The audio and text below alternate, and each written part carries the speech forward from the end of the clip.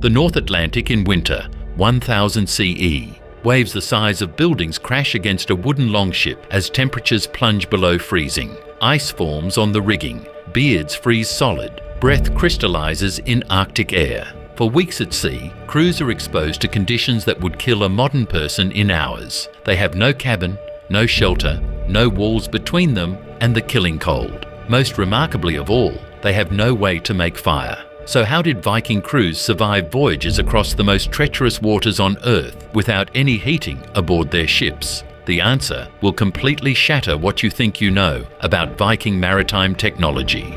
Excavations from 8 major ship sites reveal a shocking truth.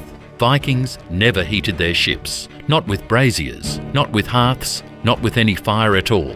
This wasn't primitive ignorance. It was calculated engineering that prioritized safety over comfort, using strategies so effective they enabled the conquest of nations and the discovery of continents. The story begins with a fundamental maritime reality that Hollywood gets completely wrong.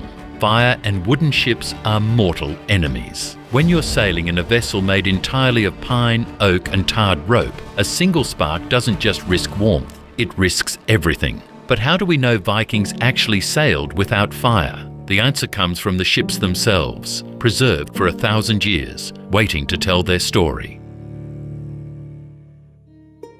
The most complete evidence emerges from Roskilde Fjord, where the famous Skuldelev ships lay hidden for nearly a millennium. These 5 Viking vessels, warships, cargo nars, and fishing boats dating from 1000 to 1070 CE were exhaustively excavated by the Viking Ship Museum. Teams recovered water barrels, tool chests, ballast stones, even traces of preserved food. But here's what made researchers double-check their findings. Across all 5 vessels, representing different ship types and functions, not a single heating device. No brazier, no hearth, nothing. This absence continues at every major Viking ship discovery. The Oseberg ship from 834 CE contained elaborate cooking vessels, but these were burial goods for the afterlife, never used at sea. The Gokstad ship from 890 CE featured massive water storage systems, yet 0 cooking facilities. Even the recent Gellestad excavation of 2020 to 2021, using ground-penetrating radar and modern scanning techniques, found no cooking or heating apparatus. The sagas confirm this pattern. Norwegian legal texts, preserved in the Gragas law codes, mandated 3 daily shore trips for ship's cooks, 1 for water collection and 2 for meal preparation. The Erbygja saga describes drawing lots for who was to prepare food on the ship. But this refers to shore-based preparation, not shipboard cooking. So Vikings definitely didn't use fire at sea. But why accept such brutal cold rather than risk even a controlled flame? The answer lies in the terrifying reality of wooden ship fires. Viking vessels used clinker-built construction, overlapping planks sealed with tar, gaps stuffed with animal hair and wool, rigging waterproofed with pine pitch. The sail itself, densely woven wool treated with animal fat for water resistance, was essentially a massive torch waiting for ignition. But the real danger was the completely open design. Unlike later vessels with enclosed decks, Viking ships were enormous open boats. No bulkheads, no fire breaks, no way to contain a blaze. Maritime archaeology studies indicate a fire in such conditions could consume an entire vessel in under 4 minutes. Ship construction made onboard fires extremely dangerous. Every surface contained highly flammable materials. Physical remains from all major excavations shows no fire-resistant installations, metal hearths, or protective systems that would enable safe shipboard heating. For Vikings, fire meant certain destruction. If Vikings couldn't use fire, trapped on frozen seas for weeks without heat, how did they possibly survive? The answer required reimagining warmth itself.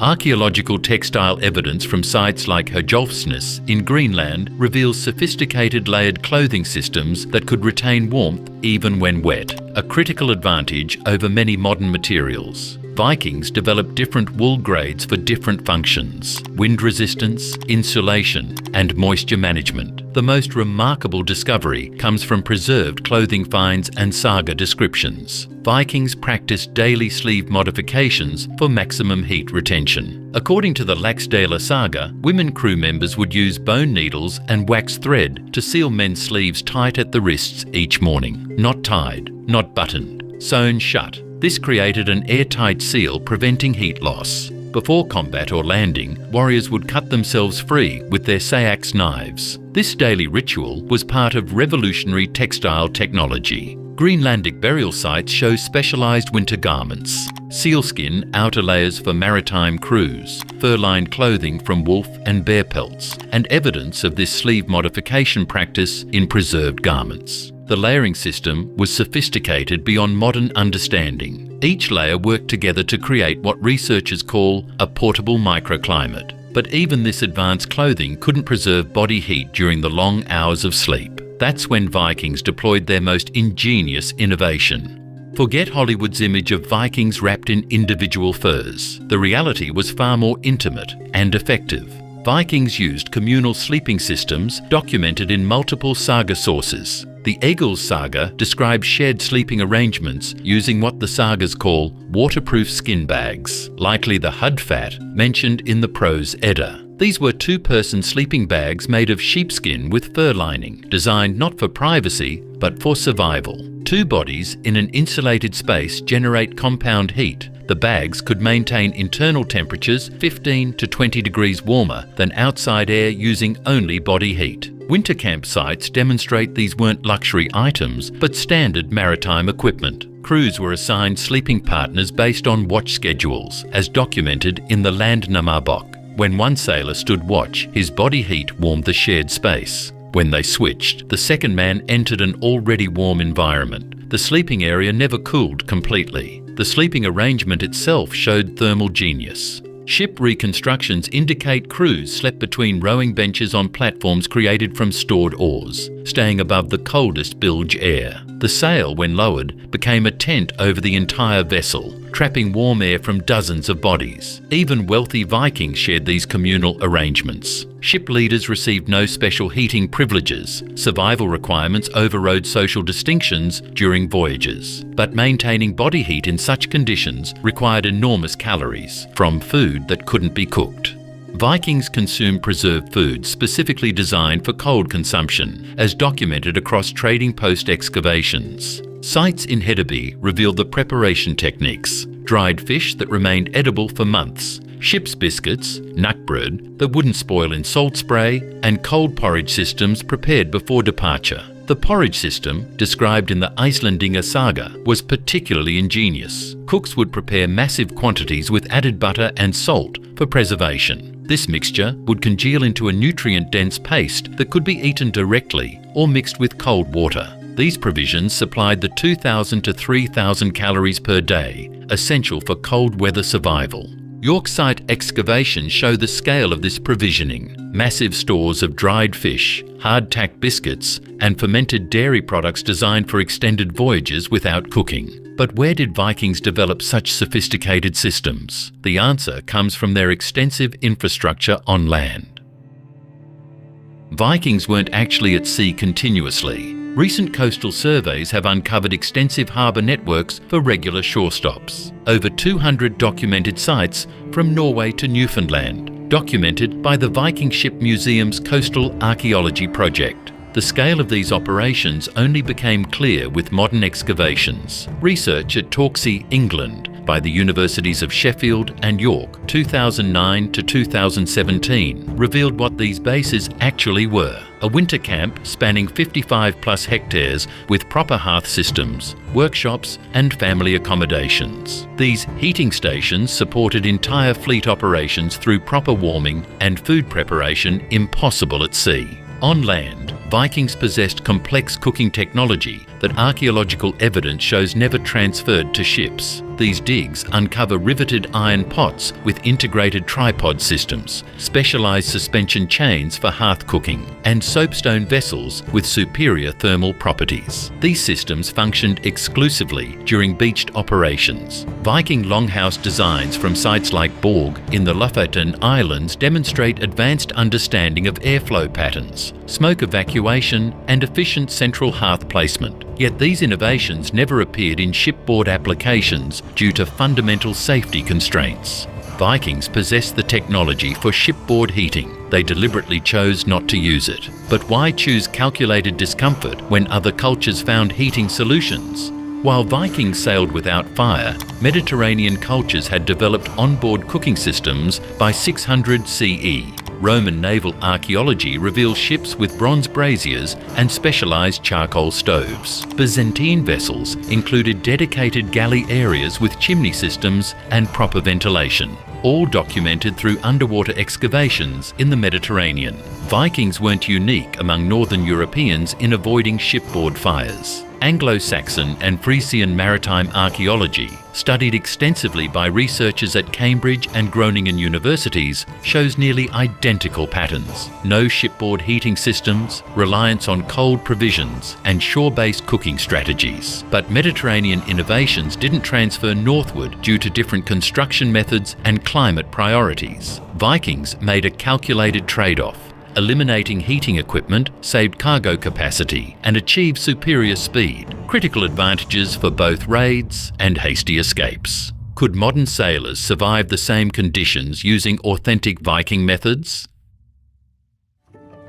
Modern experimental archaeology confirms Viking techniques work. The 2007 Sea Stallion voyage from Roskilde to Dublin using an authentic Skuld reconstruction proved that properly equipped crews using historical methods can survive extended cold water sailing without any heating systems. The expedition, documented by the Viking Ship Museum, demonstrated that shared sleeping arrangements, communal clothing maintenance, and coordinated watch rotations were absolutely critical for cold weather survival. The combination of appropriate wool clothing, social warming techniques, and weather management kept crew core body temperatures in safe ranges even during North Sea crossings in challenging conditions. But the physical systems required psychological support strategies that proved equally important for survival. Evidence from over 50 Viking camps contain more than 300 gaming pieces, dice, board games, and carved entertainment items. According to researchers at the Museum of Cultural History in Oslo, crews invested significant time in social activities during harsh conditions. These weren't mere entertainment, but deliberate psychological strategies that complemented physical warming techniques. Gaming, storytelling, and organized competition helped crews endure discomfort by maintaining morale. Vikings understood intuitively that mental state directly affected physical endurance, what we now recognize as psychological thermogenesis. Strategic voyage planning also minimized psychological stress. Vikings generally avoided winter sailing entirely, operating within carefully calculated weather windows that made survival achievable rather than heroic. They timed voyages to follow seasonal patterns, maximizing shore contact rather than enduring endless cold exposure. The Vikings conquered the North Atlantic not despite their lack of shipboard heating, but because of their decision to reject it entirely. Archaeological evidence from 8 major excavations definitively establishes that Vikings did not heat their ships during voyages. This wasn't technological limitation, but calculated safety engineering. Vikings prioritized vessel integrity and crew survival over onboard comfort. Their remarkable success stemmed from sophisticated non-heating strategies, advanced wool technology that functioned when wet, ingenious social warming systems using shared body heat, strategic voyage planning with extensive shore-based infrastructure, and comprehensive provisioning systems designed for cold consumption. Rather than hardy warriors enduring constant harsh conditions, Vikings were strategic maritime engineers who developed sustainable solutions for cold weather navigation. They balanced mobility, safety, and crew welfare through careful planning and innovative social cooperation, not brute endurance. Vikings reached North America 500 years before Columbus. They established trade routes from Greenland to Constantinople. They shaped medieval Europe through maritime dominance. They achieved it all in open boats, deliberately choosing to sail without fire. When winter wind cuts through your modern jacket, when you instinctively reach for your car's heater, remember that Viking sailors made the conscious decision to reject such comfort. They chose strategic capability over warmth, operational safety over individual ease, collective survival over personal comfort. Vikings didn't just endure the cold. They systematically transformed their entire approach to survive and thrive within it. They restructured their social systems around it. They reimagined what was possible within its constraints. In the end, Vikings didn't need to heat their ships because they had learned something far more powerful: how to heat themselves through cooperation, planning, and sheer strategic brilliance. And in that transformation, from comfort-dependent land dwellers to cold-adapted maritime warriors, they became unstoppable.